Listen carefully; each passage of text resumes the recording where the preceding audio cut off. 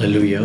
मैं एक बार फिर आपका स्वागत करता हूँ परमेश्वर के इस महान उपस्थिति में, जो हम अपने समय को देते हैं। तो परमेश्वर का वचन कहता है, जहाँ दो या दो से अधिक मेरे नाम पे आते हैं, मेरी उपस्थिति वहाँ पे होती है। हाँ मेरे प्रियो, आज हम जो सीखने जा रहे हैं, परमेश्वर के वचन से पढ़ने जा रहे हैं, एक बहुत ही ऐसी अद्भुत बात है कि जो परमेश्वर हम सबको बताना चाहता है। परमेश्वर कहता है कि जहाँ पे हमें लगता है कि हमारा कोई आदर करने के लिए नहीं है, हमें लगता है कि हमारे पास ऐसा कोई भी नहीं है जो हमारे को कुछ समझ सके, हमारे को कुछ जान सके, वहीं पे परमेश्वर उतर के आता है और कहता है कि मैं हूँ तुम्हारे लिए, मैं तुम्हारे लिए अवेलेबल हूँ, मैं तुम्हारे लिए उपस्थित हूँ और मैं तुम्हारे आदर करने के लिए तैयार हूँ। तो वचन इस प्रकार कहता है, जो कि पहला राजा उसका 3 अध्याय उसका 13वां वाक्य इस प्रकार कहता है, फिर जो तूने नहीं मांगा अर्थात धन और महिमा, वह भी मैं तुझे यहाँ तक देता हूँ कि तेरे जीवन भर कोई राजा तेरे तुल्य ना होगा। तो परमेश्वर कितना प्यारा परमेश्वर है।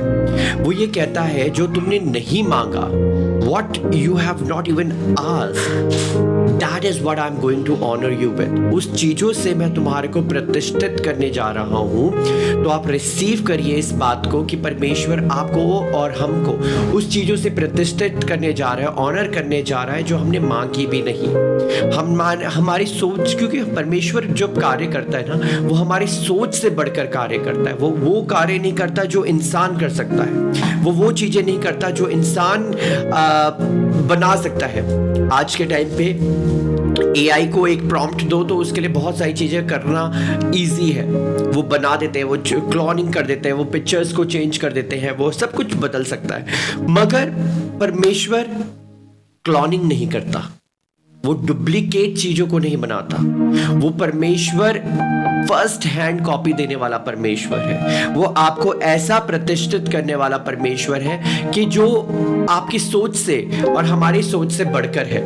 यहाँ पे उससे पहले वाला वाक्य इस प्रकार कहता है, मैं तेरे वचन के अनुसार करता हूँ, तुझे बुद्धि और विवेक से भरा मन देता हूँ, यहाँ तक कि तेरे समान ना तो तुझसे पहले कोई कभी हुआ और ना बाद में कभी कोई होगा। ये पता है आपको किसके लिए परमेश्वर ने बोला था?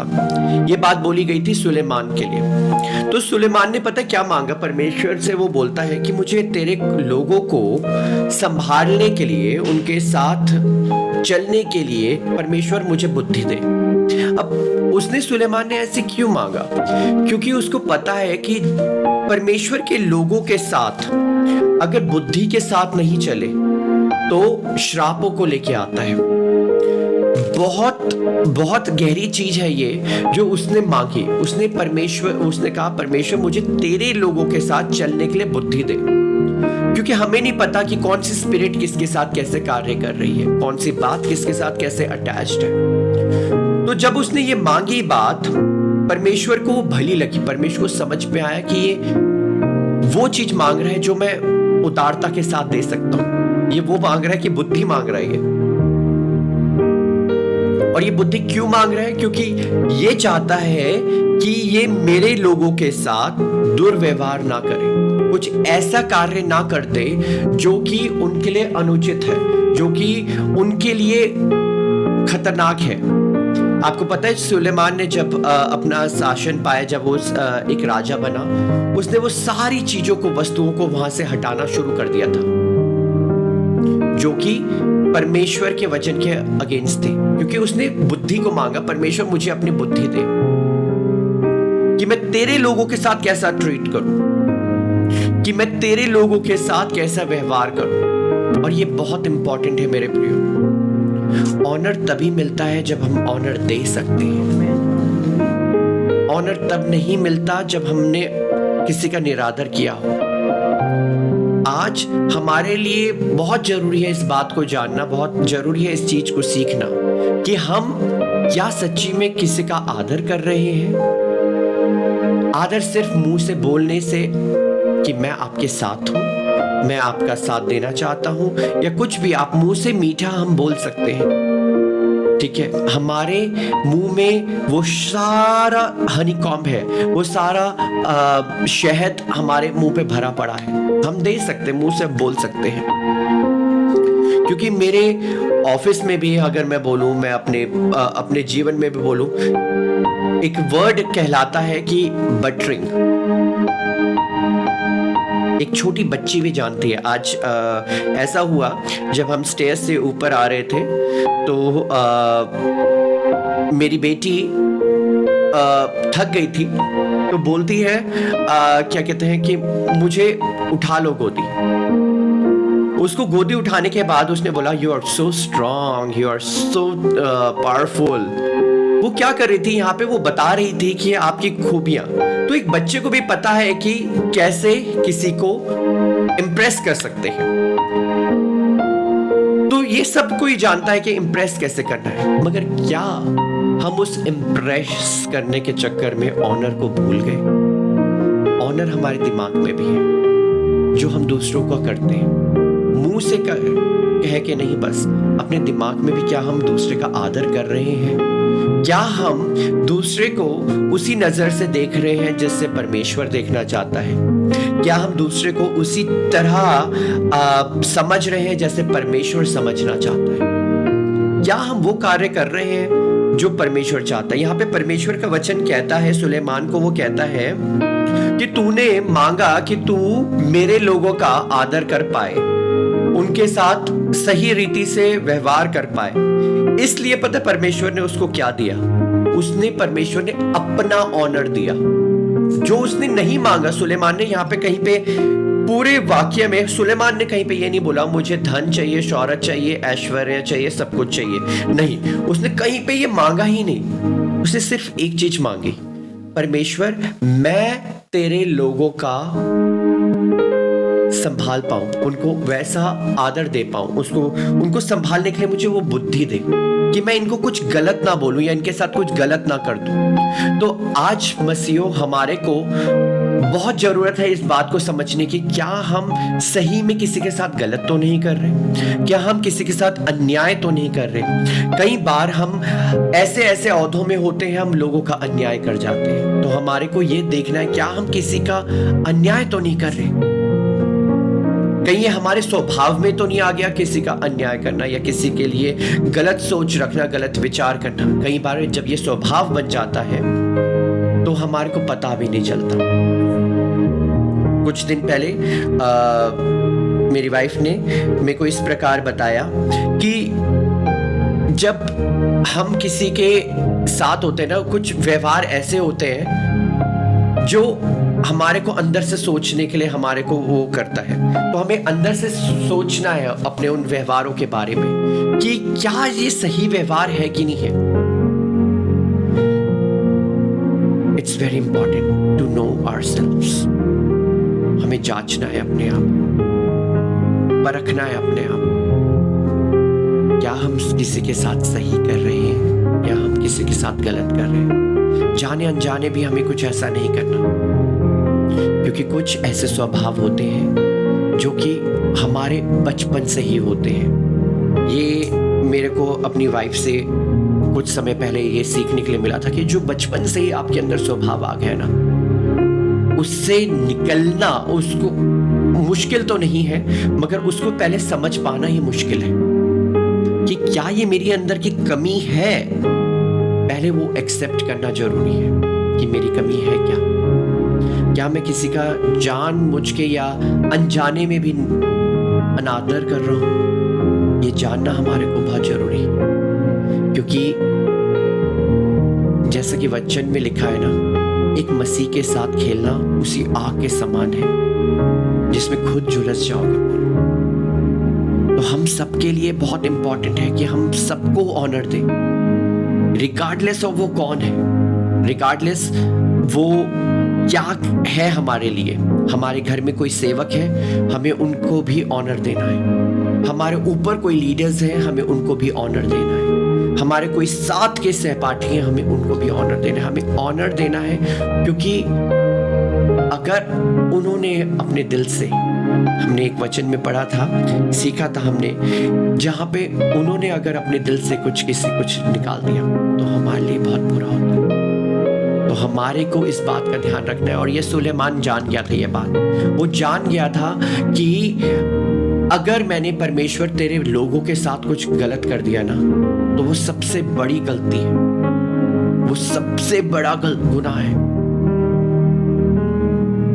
तो हमारे को अगर वो ऑनर चाहिए जो खुदा हमें देना चाहता है, जो कि 13वां वाक्य में है, मैं इसको आपके लिए फिर से पढ़ना चाहूंगा ताकि हमारे जिस्म में बैठ जाए, दिमाग में बैठ जाए, जहान में बैठ जाए। फिर जो तूने नहीं मांगा अर्थात धन और महिमा, वह भी मैं तुझे यहां तक देता हूं कि तेरे जीवन भर कोई राजा तेरे तुल्य ना होगा। तेरे जीवन भर कोई राजा तेरे तुल्य ना होगा।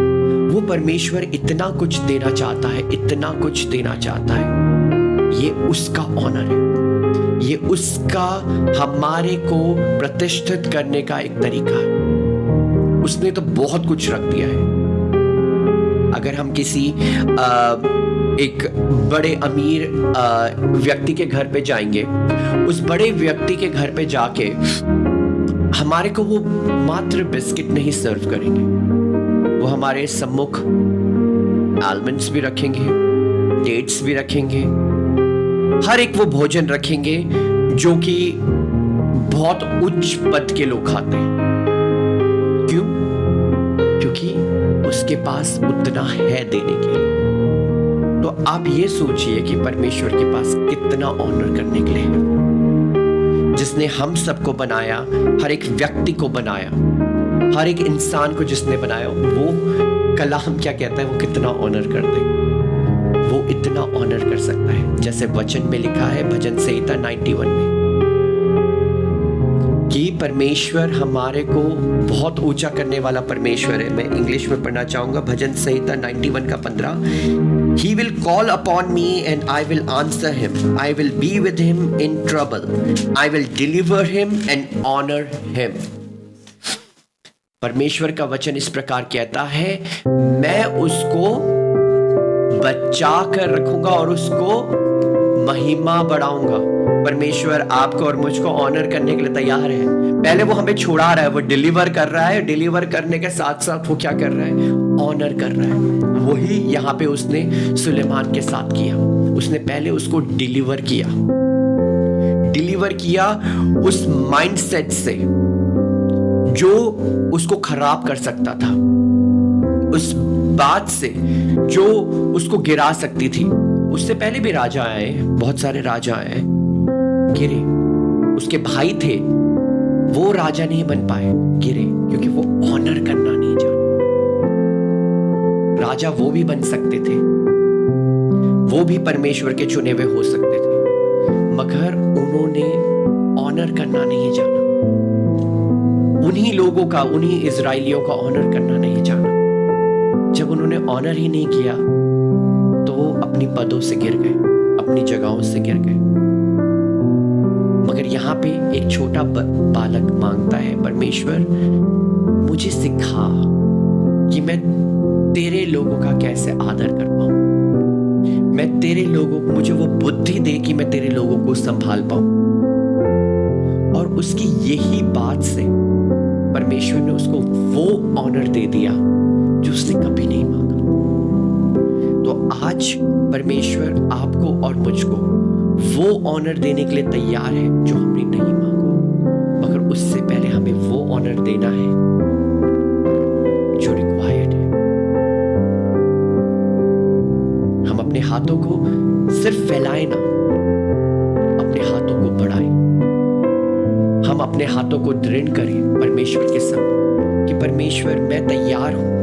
कमी हम सबके अंदर ऐसा कोई नहीं है, कोई भी नहीं है इस सृष्टि में जिसके अंदर कमी नहीं है। आज मैं यहाँ पे बैठ के मैं अपने अंदर की बहुत सारी कमियों को जानता हूँ। हो सकता है मैं वो अपनी कमियां हर किसी के आगे ना बोल पाऊं, मगर मैं जानता हूँ अपनी कमियां। ऐसे ही आप भी अपनी कमियों को जानते हैं। परमेश्वर के सम्मुख रखिए। परमेश्वर में बोलने में भद्दा हूं, रखा उसने, मूसा ने रखा कि परमेश्वर मैं बोल नहीं सकता, मैं मुंह का बद्दा हूं, उसने अरेंजमेंट भी कर दिया। उसने आरून को पहले ही तैयार कर दिया कि चल तू नहीं बोल सकता, ये बोलने के लिए तैयार है। परमेश्वर आपको और मुझे शर्मिंदा नहीं होने देगा कहीं पे। अगर हमारे अंदर कमी है, वो कमी को पूरा करने वाला परमेश्वर है, संपूर्ण करने वाला परमेश्वर है। तो हमें अपने जीवनों को उस परमेश्वर के सम्मुख ऐसे सौंप देना है, परमेश्वर तू ले ले मुझे संपूर्णता के साथ ले ले मुझे परमेश्वर। मुझे वो आदर का पात्र बना दे पिता परमेश्वर, जिसके अंदर से ही आदर निकले पिता, जिसके अंदर से ही वो पिता परमेश्वर स्वभाव ऐसा हो जो परमेश्वर तेरे स्वभाव जैसा हो। अंदर भी हो रबा मेरे प्रिय, हम प्रार्थना करेंगे।